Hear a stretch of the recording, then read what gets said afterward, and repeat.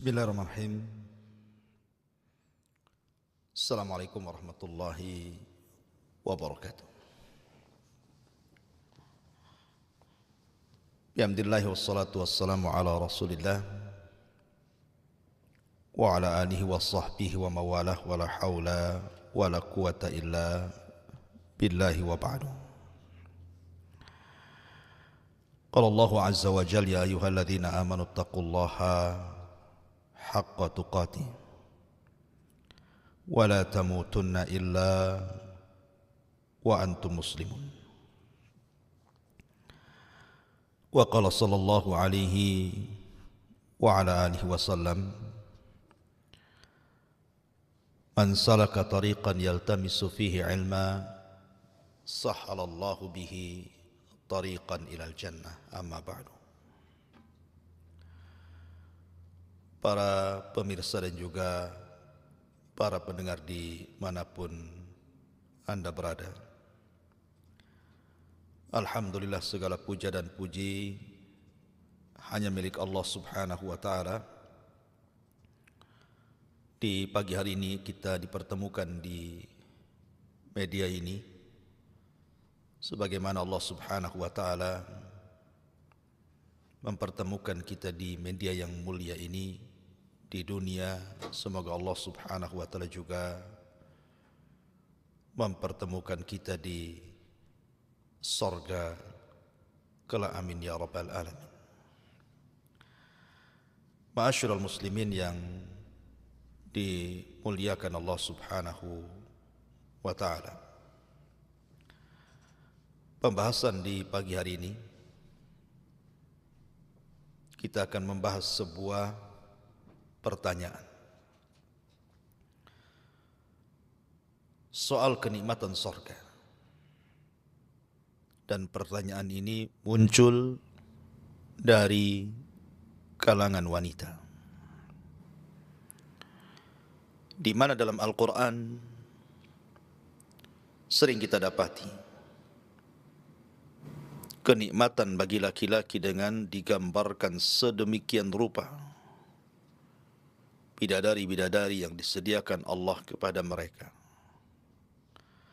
Lalu apa kenikmatan kami di sorga? Apa kenikmatan bagi para wanita di sorga? Ini yang kita akan bahas di pagi hari ini. Apa kenikmatan yang akan Allah subhanahu wa ta'ala anugerahkan kepada para wanita yang menjadi para penghuni sorga? Ma'asyiral muslimin yang dimuliakan Allah subhanahu wa ta'ala, kita tahu bahwa Allah subhanahu wa ta'ala telah berfirman di dalam Al-Quranul Karim, bagaimana Allah subhanahu wa ta'ala mensifatkan sedemikian rupa keindahan surga. Dan juga Nabi SAW juga demikian. Saya sebutkan satu riwayat daripada Abi Hurairah radhiyallahu an. Nabi SAW bersabda, a'dadtu li'ibadis salihin ma la aynun ra'at wa la udhunun sami'at wa la khatara ala qalbi bashar. Waqra in syi'tum fala ta'lamu nafsum ma ukhfiya lakum min qurrati a'yun jazaa'an bima kanu ya'malun. Dari Abu Hurairah radhiyallahu an, Nabi sallallahu alaihi wasallam bersabda, Allah subhanahu wa ta'ala berfirman dalam hadis qudsi, aku telah sediakan bagi hamba-hambaku yang saleh kenikmatan-kenikmatan di sorga yang tidak pernah dilihat mata, didengar telinga, bahkan terlintas pun di benak manusia tidak bisa. Maka bacalah kalau kalian berkehendak, fala ta'lamu nafsum ma ukhfiya lahum min qurrati a'yun jazaa'an bima kanu ya'malun. Dan jiwa tidak mengetahui apa yang Allah sembunyikan kepada mereka dari kenikmatan yang merupakan penyejuk mata sebagai balasan terhadap apa yang mereka kerjakan di dunia. Artinya, sebagaimana kalangan laki-laki diberikan nikmat yang tidak terlihat mata, tidak terdengar telinga, bahkan terlintas pun tidak bisa, saking nikmatnya, maka para wanita juga kurang lebih sama seperti yang Allah anugerahkan kepada laki-laki. Ma'asyiral muslimin yang dimuliakan Allah Subhanahu wa taala. Di dalam hadis Nabi sallallahu alaihi wasallam, Nabi sallallahu alaihi wasallam mengatakan, "Idza shallatil mar'atu khamsaha wa shamat syahraha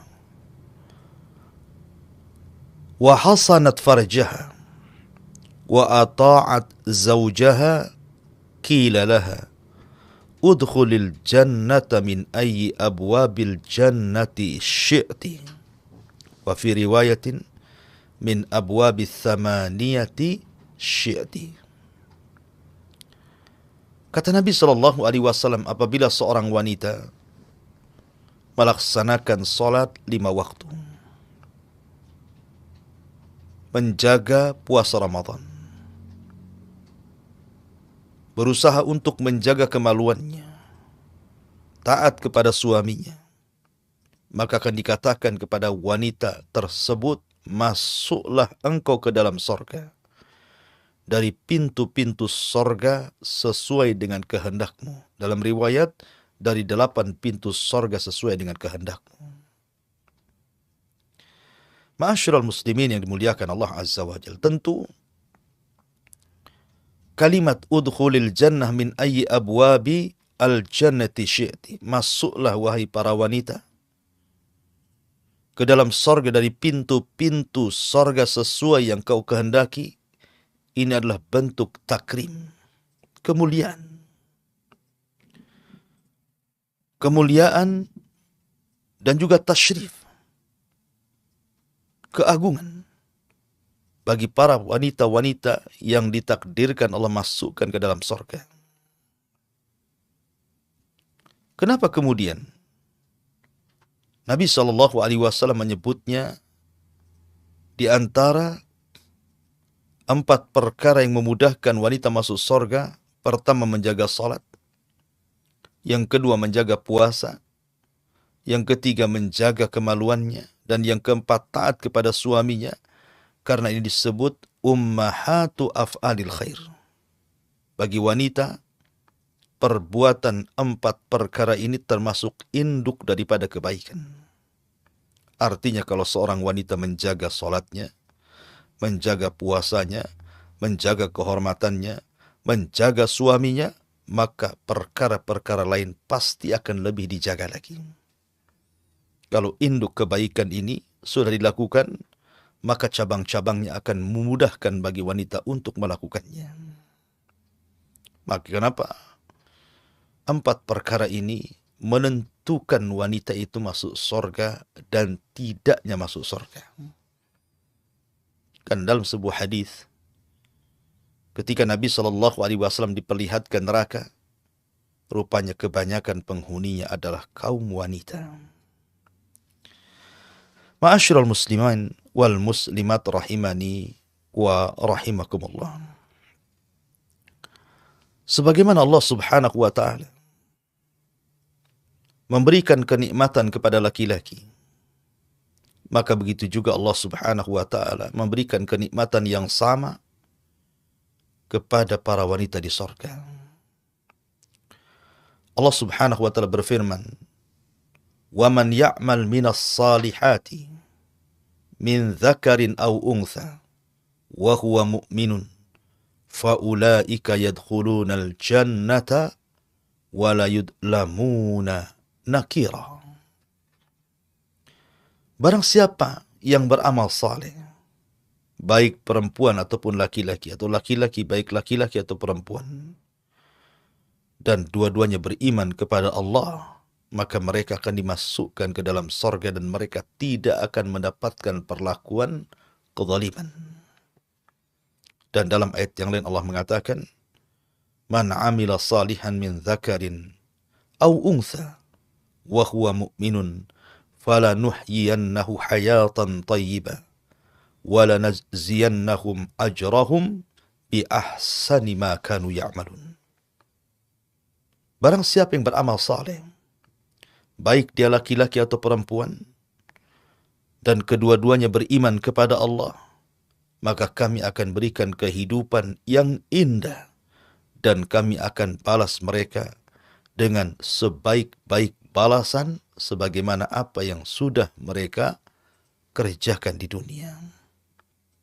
Dan dalam ayat yang lain juga Allah mengatakan, Man amila sayyi'atan fala yujza illa mithlah wa man amila salihan min dzakarin aw untha wa huwa mu'minun faulaika yadkhulunal jannah yurzaquna fiha bighairi hisab. Barang siapa yang beramal keburukan tidak akan dibalas kecuali dengan keburukan yang sama. Tetapi barang siapa yang beramal saleh dari kalangan laki-laki dan perempuan dan dia beriman, maka mereka akan masuk ke dalam sorga. Mereka akan diberikan rizki tanpa batas. Artinya, ada yang bersyirikat antara kenikmatan laki-laki dan kenikmatan perempuan. Apa yang diberikan kepada laki-laki juga diberikan kepada perempuan. Dan dua-duanya kenikmatan yang tidak bisa dilihat mata, didengar telinga, terlintas di pikiran manusia pun tidak. Saking nikmatnya sorga itu. Ma'asyiral muslimin yang dimuliakan Allah subhanahu wa ta'ala. Maka kaedahnya, sebagaimana disebutkan oleh para ulama, ketika Allah subhanahu wa ta'ala menjanjikan kepada laki-laki yang beriman dan juga wanita-wanita yang beriman dengan sorga yang penuh dengan kenikmatan dan balasan pahala dari kemurahan Allah subhanahu wa ta'ala, maka apapun yang tertetapkan dari kenikmatan bagi seorang mukmin laki-laki, maka itu juga masuk kepada kenikmatan kepada seorang wanita yang beriman, kecuali apa yang dikhususkan secara dalil. Contohnya, yang dikhususkan dengan dalil adalah ketika laki-laki diberikan banyak bidadari di sorga, dan tidak sebaliknya bagi perempuan diberikan banyak para suami di sorga. Ya, karena ada kekhususan dalil. Lalu, apa alasannya? Kenapa pula kemudian Allah subhanahu wa ta'ala memberikan semangat khususnya laki-laki agar berusaha untuk masuk ke dalam sorga dengan beramal saleh, kemudian menjadikan sorga rindu kepada mereka dengan dibentangkan panjang lebar dalam Al-Quran soal keindahan bidadari, dan tidak sebaliknya. Di dalam Al-Quran Allah subhanahu wa ta'ala tidak pula menyebutkan satu wanita memiliki banyak laki-laki. Maka jawabannya, pertama, la yas'al amma yaf'al wa hum yus'alun. Jangan tanya apapun yang Allah lakukan, tapi kitalah makhluknya yang akan ditanya oleh Allah subhanahu wa ta'ala. Tidak perlu tanya kenapa. Tetapi walaupun demikian kita akan mencoba mencari hikmah. Kenapa wanita tidak dijanjikan sebagaimana janji bagi laki-laki dengan banyaknya bidadari, dan wanita tidak dijanjikan dengan banyaknya laki-laki? Ini jawabannya. Pertama, jangan tanya apa yang Allah perbuat, tapi merekalah yang akan ditanya Allah Azza wa Jalla. Yang kedua, karena tabiat manusia atau tabiat khususnya para wanita. Sebagaimana maklum, para wanita ini memiliki sifat yang berbeda dengan laki-laki di dunia, di mana rasa malu mereka jauh lebih besar dibandingkan laki-laki. Maka Allah Subhanahu wa ta'ala tidak menyebutkan kenikmatan-kenikmatan bagi wanita, tetapi disembunyikan sesuai dengan perasaan malu yang selalu disembunyikan oleh para wanita. Cukuplah firman Allah Subhanahu wa ta'ala, fala ta'lamu nafsum ma ukhfiya lahum min qurrati a'yun jazaa'an bima kanu ya'malun. Jiwa tidak tahu apa yang Allah sembunyikan kepada mereka dari kenikmatan yang bisa menyejukkan mata terhadap apa yang mereka telah kerjakan, terhadap apa yang mereka telah mengerjakan amal soleh di dunia. Kemudian yang ketiga, karena tabiat laki-laki di dunia, mereka hanya mencintai dan suka dengan wanita. Tabiat laki-laki, kesukaan kepada perempuan itu jauh dibandingkan seorang wanita suka dengan laki-laki. Di mana kesukaan laki-laki kepada perempuan itu jauh lebih besar dibandingkan kesukaan-kesukaan yang lainnya. Tapi perempuan, tidak semua. Makanya banyak perempuan itu apabila sudah merasa cukup, sudah berusia, mereka tidak mau bersuami. Mereka tidak mau menikah. Karena kenikmatan wanita itu bersyirikat antara laki-laki, artinya dia suka laki-laki, di satu waktu juga dia suka dengan perhiasan, di satu waktu juga suka dengan kendaraan, di satu waktu juga suka dengan perabotan, dan begitu seterusnya. Sehingga Allah hanya menyebutkan bagi laki-laki kenikmatan dan tidak menyebutkan bagi perempuan di dalam Al-Quranul Karim. Kemudian juga sebagian ulama mengatakan seorang suami pikirannya fokus kepada seorang perempuan.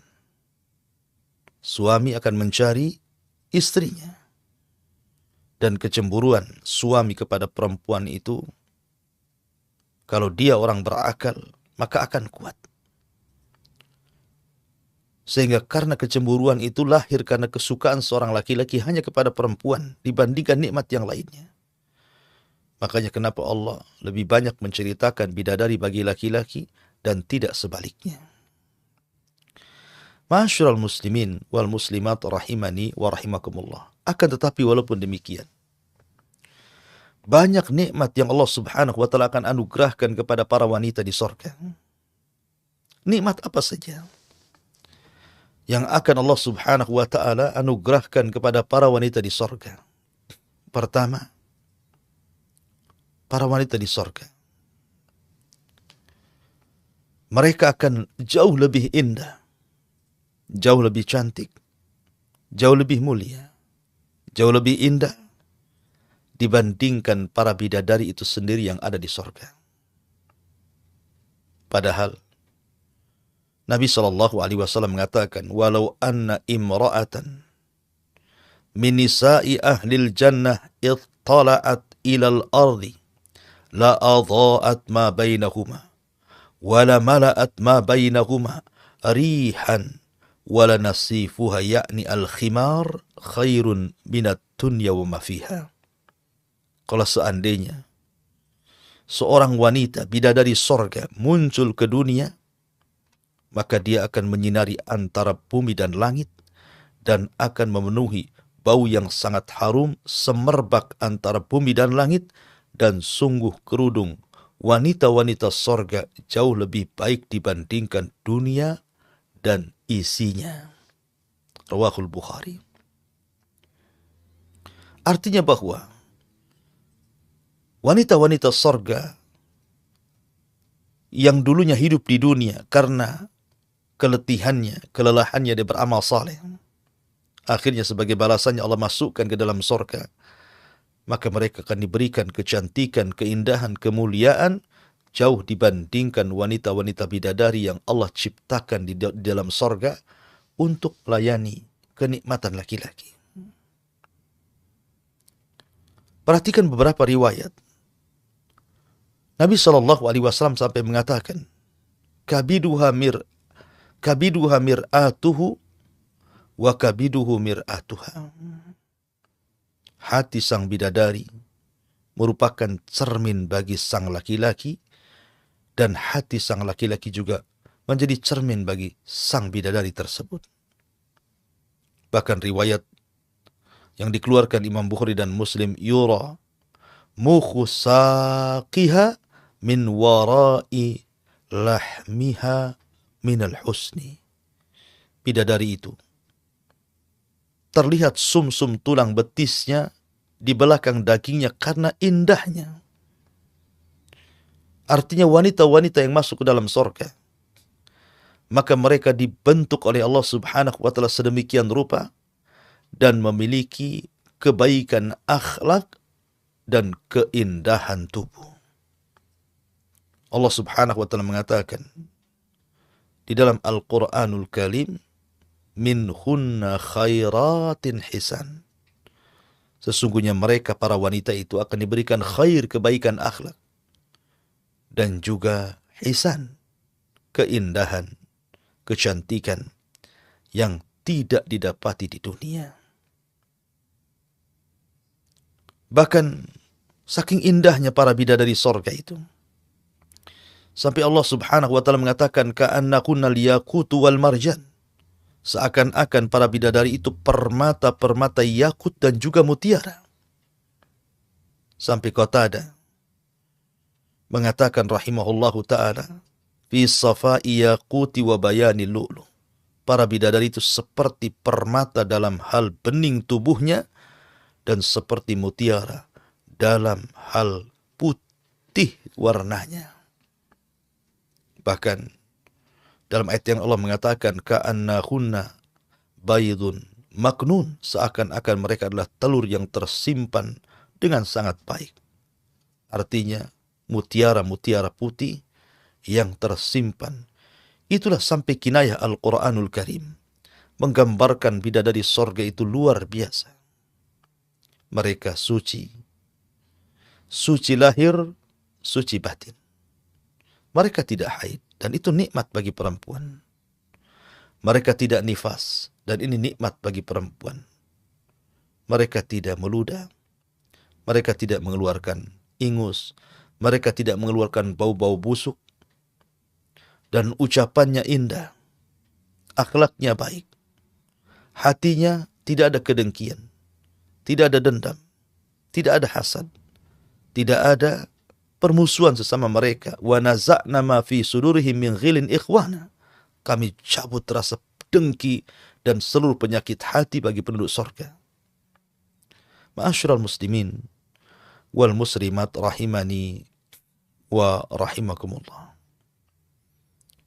Jadi ketika Allah Subhanahu wa ta'ala dan hadis-hadis Rasul menggambarkan bagaimana keindahan, kesucian wanita-wanita bidadari surga, baik dari bersihnya badan mereka, indahnya dan cantiknya paras mereka, kemudian juga anggunnya akhlak mereka, itu tercampur menjadi satu. Dan itu tidak Anda dapati di dunia. Secantik apapun wanita di dunia, pasti ada kekurangannya. Pasti ada cacatnya. Pasti akan mengalami haid. Pasti akan mengalami nifas. Pasti akan mengalami bau. Dan begitu seterusnya. Tapi ini tidak terjadi pada bidadari sorga. Kembali bahwa apabila bidadari saja sedemikian rupa keindahannya, bagaimana wanita-wanita dunia yang masuk ke dalam sorga yang jauh lebih indah dibandingkan bidadari tersebut. Kemudian di antara kenikmatan wanita di sorga, mereka tidak pernah menjanda. Mereka akan terus perawan. Abdullah bin Abbas radhiyallahu anhu menceritakan ada seorang nenek-nenek datang kepada Rasulullah. Kemudian mengatakan, ya Rasulullah, adakah nenek-nenek sepertiku di sorga? Kata Rasul, tidak ada. Tidak ada di sorga itu yang namanya nenek-nenek. Maka sang nenek ini pun pulang dan menangis sedih, dikiranya dia tidak akan masuk sorga. Kalau di sorga tidak ada nenek-nenek. Maka Rasul mengatakan, katakan kepada nenek itu, maksudnya di sorga itu tidak ada orang tua. Di sorga itu semua muda. Di sorga itu semua perawan. Tidak ada nenek yang masuk ke dalam sorga. Karena Rasul mengatakan, ma fil jannati a'zab. Artinya, di sorga tidak ada yang azab, tidak ada yang sendirian. Pasti ada pasangan.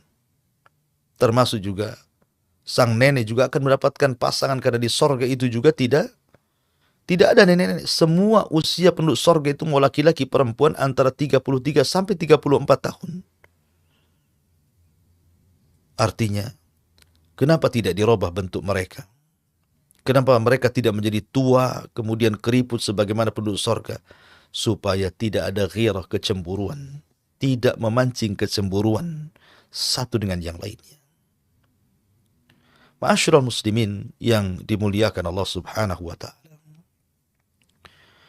Kemudian juga, di antara nikmat yang Allah subhanahu wa ta'ala berikan kepada para wanita, selain daripada diberikan kesucian lahir batin, kemudian juga mereka senantiasa perawan, mereka tidak pernah kemudian menjadi janda, mereka pun akan diberikan apapun yang mereka minta dari kesenangan-kesenangan yang tidak pernah terbayang di dunia.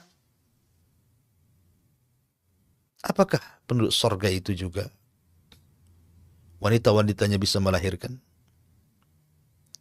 Karena ada sebuah riwayat yang dikeluarkan al-Imam At-Tirmidzi dari Abi Sa'id Al-Khudri radhiyallahu anhu, Nabi sallallahu alaihi wasallam bersabda, al-mu'min idza ishtaha al-walad fil jannah kana hamluhu wa wad'uhu wa sinnuhu wa syababuhu wa kibaruhu fi sa'atin kama yashtahi. Seorang mukmin apabila menghendaki anak di sorga, maka hamilnya, lahirnya, usianya, muda dan tuanya itu hanya sekejap saja. Dan tidak ada kesulitan. Tidak seperti wanita-wanita di dunia. Ketika mereka mengandung saja sudah kesulitan luar biasa. Ketika meregang hendak melahirkan seolah-olah pertaruhan antara dia dan nyawanya. Ketika sudah lahir dia harus menyusuinya. Tapi di sorga tidak. Allah mudahkan semuanya. Tapi riwayat ini memang dikritik para ulama. Apakah wanita di sorga bisa melahirkan? Maka kata Imam Ibnul Qayyim rahimahullahu ta'ala, pertama hadis yang tadi dibaca oleh ana bahwa hadis itu diperbincangkan tentang riwayatnya. Yang kedua, bahwa Allah subhanahu wa ta'ala mengatakan walahunna fiha azwajum mutahhara. Dan bagi mereka para laki-laki di sorga itu memiliki pasangan-pasangan yang bersih. Kalau seseorang kemudian melahirkan, tentu bisa saja terkena haid, terkena nifas, terkena kotoran. Sementara di sorga itu tidak ada orang haid, tidak ada orang nifas, dan tidak ada kotoran. Semua bersih. Kemudian yang ketiga, Allah jadikan kehamilan dan juga kelahiran itu digandengkan dengan sperma dan juga dengan haid. Apabila orang hamil berhentilah darah haid dan haid itu menjadi nutrisi bagi si janin. Dan itu tercipta dari sperma. Sementara di sorga itu tidak ada yang mengeluarkan sperma. Sebab kalau seandainya seorang di sorga itu mengeluarkan sperma, berarti nikmat terbatasi. Karena ketika sudah keluar berarti sudah terbatasi kenikmatannya. Makanya biar nikmat itu daim terus menerus, merasakan nikmat luar biasa. Makanya hubungan mereka antar suami istri di sorga tidak sebagaimana hubungan di dunia. Apabila seorang suami atau istri sudah mengeluarkan sperma, maka hilanglah nafsunya. Di sorga tidak demikian. Sehingga kalau seandainya, kata Imam Ibnul Qayyim, Allah menjadikan ada kehamilan, ada kelahiran, berarti ada haid, ada sperma, dan begitu seterusnya. Kemudian yang nomor 4, bahwa Nabi SAW bersabda, la yazalu fil jannati fadlun hatta yunshi'ullahu laha khalqan fayuskinahum fadlal jannah. Akan senantiasa di sorga itu keistimewaan yang Allah subhanahu wa ta'ala dibangun, diberikan kepada manusia. Kemudian, walaupun seandainya seorang tidak punya anak, maksudnya begitu, tetap ada kenikmatan yang bisa tergantikan. Karena di surga itu ada anak-anak kecil. Dari anak-anak yang ketika di dunia meninggal sebelum balik, maka mereka akan wildanu mukhalladun, yatufuna bi aqwabin wa abarika wa ka'sim min ma'in. Ada anak-anak kecil yang meninggal belum balik, baik anak orang kafir atau anak orang yang beriman, maka mereka akan menjadi anak-anak di surga dan lucu-lucu, dan itu sebagai pengganti dari anak-anak dunia. Kemudian juga bahwa bisa juga dikatakan bahwa Allah Subhanahu wa taala berfirman, walladzina amanu wattaba'athum dzurriyyatuhum biimanin alhaqna bihim dzurriyyatuhum. Dan orang-orang yang beriman kemudian diikuti keturunan mereka dengan iman, maka kami akan gabungkan keturunan mereka di akhirat. Kalau seandainya ada keturunan di akhirat, tentu mereka jauh lebih baik, lebih mulia dibandingkan keturunan kita di dunia. Kenapa? Karena mereka tidak pernah bermaksiat sama sekali. Ini mustahil. Ya. Kemudian juga alasan yang terakhir bahwa sorga itu bukan tempat berkembang biak manusia. Tidak sebagaimana di dunia. Maka dari alasan-alasan ini, wanita di sorga tidak akan melahirkan. Tetapi kalaupun seandainya mereka punya atau menghendaki anak, maka Allah akan anugerahkan kepada mereka. Karena apapun yang kita kehendaki ada di sorga. Ma'asyiral muslimin wal muslimat rahimani wa rahmakumullah. Untuk pembahasan terakhir, saya ingin membahas tentang 6 perkara secara singkat. Tentang wanita-wanita yang mereka masuk ke dalam sorga, itu ada 6 perkara atau 6 keadaan. Pertama, seorang wanita meninggal dan belum menikah. Apakah dia akan menikah di sorga?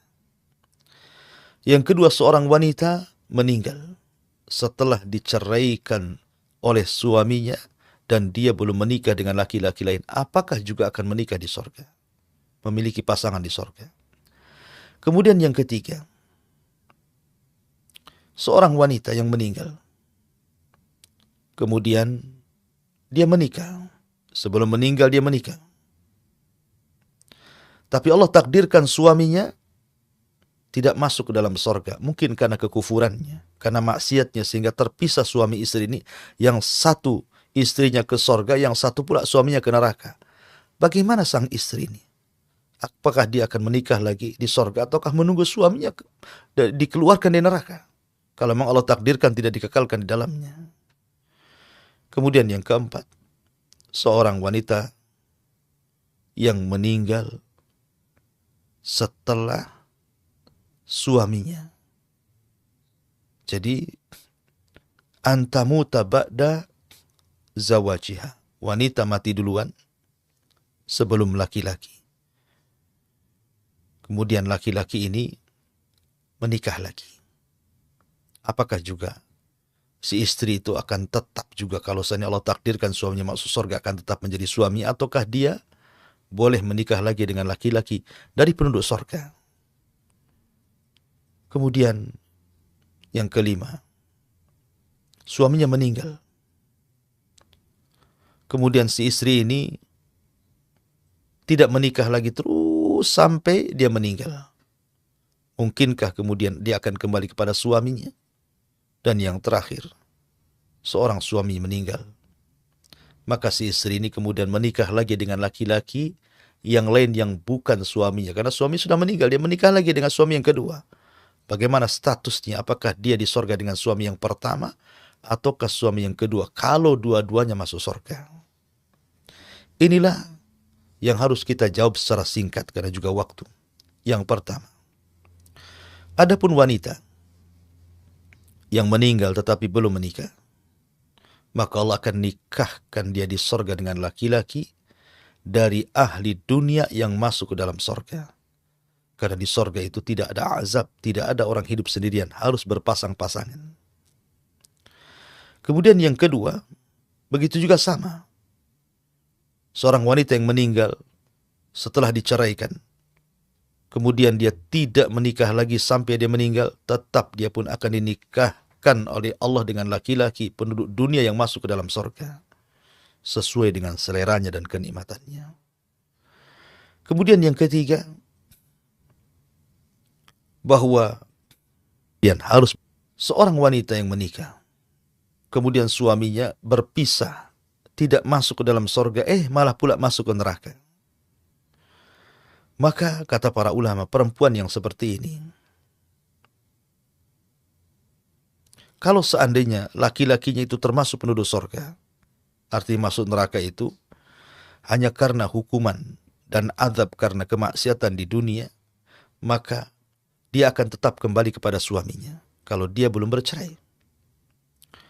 Tapi kalau seandainya si suaminya kufur dan dikekalkan di neraka, maka tentunya dia akan dinikahkan dengan laki-laki penduduk dunia yang masuk ke dalam surga. Kemudian yang nomor 4, bagaimana kalau seandainya wanita itu meninggal setelah suaminya?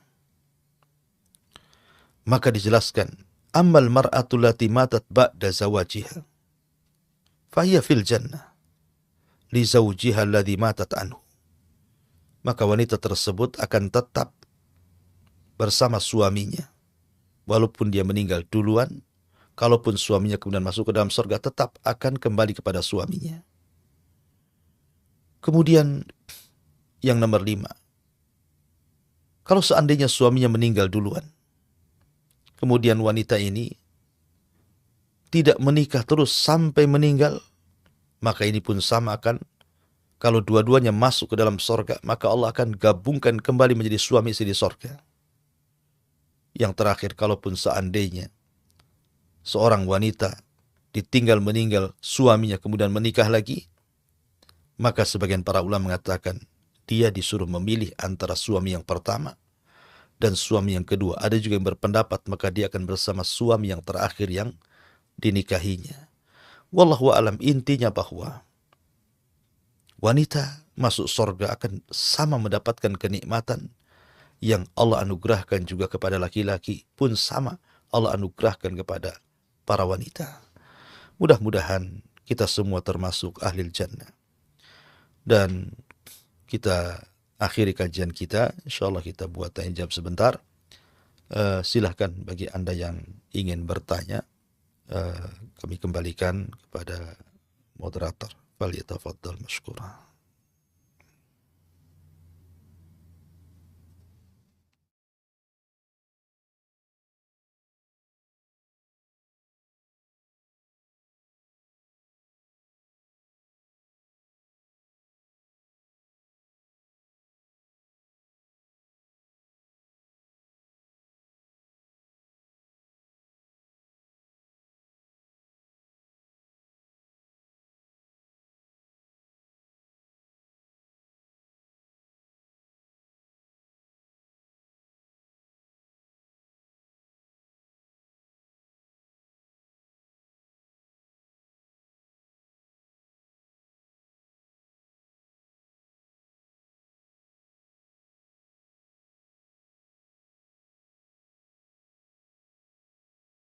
Baik. Pertama, semoga Allah Subhanahu wa taala memberikan kesembuhan kepada istri-istri yang sakit, yang tidak bisa melayani suaminya dan juga tidak bisa merawat anak-anaknya. Dan ingat, sakit itu takdir dari Allah Subhanahu wa taala. Bersyukurlah kalau seandainya ada para istri yang sakit dan suaminya mau merawatnya. Betapa banyak di dunia ini yang justru ketika istrinya sakit, justru suaminya malah menelantarkannya. Ada yang sampai menceraikannya dengan alasan tidak bisa memenuhi hajat dan begitu seterusnya. Nabi Shallallahu Alaihi Wasallam punya anak namanya Ruqayyah bintu Rasulullah Shallallahu Alaihi Wasallam. Ruqayyah ini menikah dengan Utsman ibn Affan.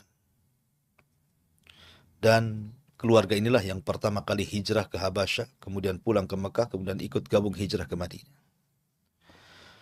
Tetapi ketika terjadi tragedi Perang Badar, hendak berangkat ke Badar, Allah takdirkan Ruqayyah ini sakit. Ruqayyah ini sakit parah. Dan Utsman kepengen ingin perang, ingin terlibat dalam peperangan. Dia ingin sekali. Tapi Nabi Shallallahu Alaihi Wasallam melarang Utsman agar dia tidak ikut perang Badar, dan dia harus merawat istrinya, dan dia tetap dapat bagian pahala Badar dan juga harta rampasannya. Maka Utsman pun dengan berat hati walaupun tidak ikut jihad bersama Rasul, padahal para sahabat itu menghendaki mati syahid, tapi demi merawat istrinya Ruqayyah, maka kesempatan emas pun ditinggalkan Utsman, dan dia pun merawat istrinya. Tapi Allah takdirkan ketika Nabi SAW pulang dari Badar, rupanya nyawa Ruqayyah tidak tertolong. Dia pun meninggal dunia, dan Utsman pun sedih. Artinya bahwa dari sini dalam Islam itu bahwa tugas suami adalah merawat istri saat sakit. Itu kewajiban suami. Bukan hanya senang di waktu sehat, maka sabar juga di waktu sakit. Sabar menjadi suami. Pertanyaannya, apakah istri yang seperti ini juga tetap dapat kesempatan masuk surga? Ya tentu. Bukankah Anda tidak sakit selamanya? Ketika Anda menikah mungkin Anda sehat. Mungkin dengan berjalannya waktu tiba-tiba Anda sakit terbaring. Mungkin seperti itu. Artinya ada waktu-waktu sehat, ada waktu-waktu sakit. Kalau ketika di waktu sehat Anda gunakan untuk di jalan Allah Subhanahu wa Ta'ala, mendekatkan diri kepada Allah, dan waktu sakit pun Anda terus berdoa kepada Allah. Ketika Anda tidak bisa melayani suami dengan baik karena lagi sakit, maka kalau Anda tidak bisa melakukan dengan perbuatan, dengan doa, doakan terus suami Anda. Dalam pembaringan Anda, kalau memang Anda tidak bisa duduk, berdiri untuk sholat, Anda bisa sholat sambil berbaring dan terus berdoa. Berikan doa kepada suami yang terbaik supaya suami sehat, disehatkan badannya, dijauhkan dari penyakit, dijauhkan dari wabah, dijauhkan dari banyaknya masalah, dimudahkan urusannya. Doakan juga anak-anaknya supaya menjadi anak-anak yang saleh. Apalagi kecuali berdoa. Dan di waktu sakit, setan itu lebih dekat kepada Anda dibandingkan di waktu sehat. Maka banyak-banyak bersabar, ihtisablah, mengharap pahala kepada Allah Subhanahu wa Ta'ala. Tidak mustahil umat Muhammad itu pasti masuk surga. Walaupun masuk surganya ada yang direct, ada juga yang kemudian harus mampir ke neraka, tapi ujung-ujungnya juga masuk ke dalam surga. Wallahu a'lam. Ya, pertanyaan berikutnya dari Ummu Abdillah, masih dari Singapura. Bismillah. Ustadz, apabila ada kesempatan bagi seorang wanita untuk menikah, tetapi wanita itu mengulur-ulur waktunya untuk menikah hingga ajal menjemputnya, adakah dia bisa mendapat pahala sebagaimana yang Ustadz jelaskan tadi, wanita yang belum menikah dengan pahala dengan pahalanya? Jazakallah khairan Ustadz. Wa iyyaki. Iya, alhamdulillah. Jodoh itu di tangan Allah Subhanahu wa Ta'ala. Mati, jodoh, umur, rizki, semua di tangan Allah. Ya mungkin ketika Anda mengulur-ngulur akhirnya tidak punya jodoh, itu sudah takdir Anda. Tetapi mengulur-ulur waktu untuk tidak menikah, ini yang ditanyakan alasannya. Kenapa? Kenapa Anda mengulur-ngulur waktu? Ya. Kalau memang alasannya seperti para ulama, juga ada yang tidak menikah. Syekhul Islam Ibnu Taimiyah, Imam An-Nawawi, mereka tidak menikah, dan banyak para ulama yang tidak menikah karena mereka sibukkan dengan belajar, dengan talabul ilmi, sehingga terlupakan dengan wanita, akhirnya meninggal dan tidak menikah. Apa kita katakan mereka tidak masuk surga? Tidak bisa juga demikian. Mereka para ulama besar. Siapa yang tidak kenal Imam Nawawi, Ibnu Taimiyah, dan ulama-ulama yang lainnya?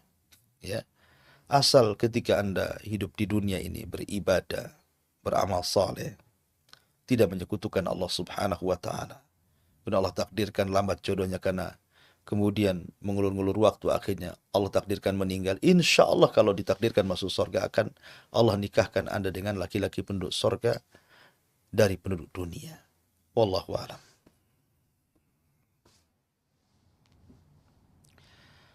Ya, dari hamba Allah di Bekasi. Afwan Ustaz, mau tanya, apakah ada pahala khusus bagi istri pertama yang bersabar dengan suaminya yang menikah lagi? Saya pernah mendengar bahwa pahala bagi seorang wanita yang bersabar dengan poligami suaminya lebih besar dari pahala seorang mukmin yang pergi untuk berjihad. Maka menyetujui poligami suaminya lebih besar dibandingkan pahala jihad. Ya, saya belum pernah membaca atau terbaca atau pernah mendengar tentang bahwa poligami, seorang istri mengizinkan poligami pahalanya lebih besar dibandingkan pahala orang yang berjihad sampai mati syahid. Wallahu a'lam. Belum pernah mendengar. Akan tetapi, ya mungkin ya keterbatasan pengetahuan saya. Tapi yang saya ketahui saya belum pernah mendengar. Akan tapi begini, sekali lagi bahwa pernikahan itu bagian daripada jodoh yang sudah ditentukan dalam qada dan qadar Allah.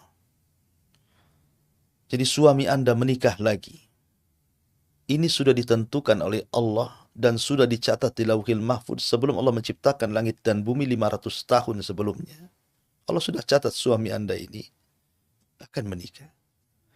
Jadi percayalah dengan takdir. Dan tidaklah sebuah perintah itu pasti ada hikmah kebaikan. Poligami kan perintah dalam Quran. Ya, ada perintahnya. Bagi orang yang mampu melakukan keadilan tentunya ya. Kalau tidak sanggup adil ya satu saja cukup. Karena Nabi SAW juga berpoligami. Abu Bakar, Umar, Utsman, Ali semua berpoligami. Para khulafaur rasyidin berpoligami. Dan para sahabat hampir sebagian besar berpoligami. Belum juga para ulama dan begitu seterusnya. Tapi kalau seandainya Allah takdirkan Anda diuji oleh suami yang berpoligami, maka dan Anda melihat kemampuan suami, artinya suami sanggup melakukan itu dari segi finansial, dari segi nafkah harta ataupun batin begitu ya. Kenapa tidak diizinkan kalau seandainya suami sudah memberikan haknya kepada Anda selaku istri gitu ya. Hak rumah, hak nafkah baik lahir ataupun batin. Kemudian suami Anda menikah lagi. Ya memang secara naluri seorang perempuan tentu tidak mau diduakan. Ya, bahwa suami itu ingin dikuasai. Tapi kalau Allah takdirkan poligami mau di apa? Ya jelas sabar. Harus sabar. Harus lebih berakal lagi, lebih dewasa lagi. Ya, bahkan kalau bisa arahkan suami itu untuk adil. Ya, diarahkan, istri yang mengarahkan gitu ya. Jangan kemudian akhirnya istri yang pertama menjadikan rontoknya keluarga gara-gara poligami. Kan banyak orang-orang yang kemudian istri minta cerai gara-gara istri suaminya sudah menikah lagi. Tanpa alasan yang jelas, hanya gara-gara saya tidak kuat. Tidak kuat gimana? Belum dijalani sudah bilang gak kuat. Kalau orang itu memang beriman kepada syariat Allah Azza wa Jalla, menerima bahwa itu adalah putusan Allah Subhanahu wa taala, bahwa itu adalah takdir dari Allah, bahwa itu juga bagian daripada syariat Allah Azza wa Jalla. Ya. Kalaupun Anda tidak suka dengan poligami, minimalnya jangan mencela poligami. Tidak suka ya wajar, wanita tidak suka. Tapi jangan mencela poligami. Dan kalau Anda sabar, insya Allah itu lebih baik.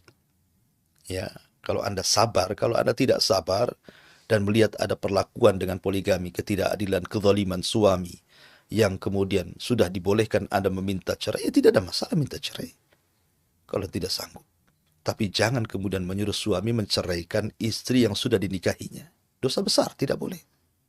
Tidak boleh kemudian seorang istri gara-gara cemburu, dia meminta suaminya untuk menceraikan istri keduanya. Sebab kalau suami sudah menikah dengan wanita yang kedua, berarti posisi Anda dengan wanita kedua itu sama. Sama saja. Karena sama-sama istri daripada suami Anda. Wallahu a'lam, intinya bahwa hadis yang Anda tanyakan kepada anak-anak tidak tahu.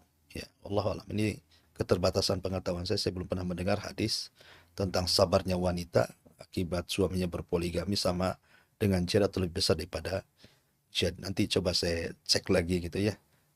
tentang masalah di sini. Dan kalau memang ketemu nanti insya Allah mungkin minggu depan kita akan jawab gitu ya. Wallahu a'lam.